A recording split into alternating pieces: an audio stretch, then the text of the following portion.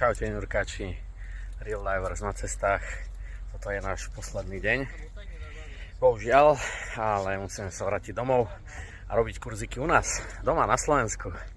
A akurát balíme poslednú vec. Skutriky, naše auto, náš super inštruktor. A dnes boli završenie skvelého týždňa na Malte so skutrami, kde sme si mohli urobiť kurz a vyskúšať a jazdiť so skutrami na dvoch rôznych vrekoch. No a okrem iného samozrejme. Takže za mňa super skvelý týždeň a naši študenti, cestovatelia vysmiatí, tak to pomáhajú ešte so skutrami.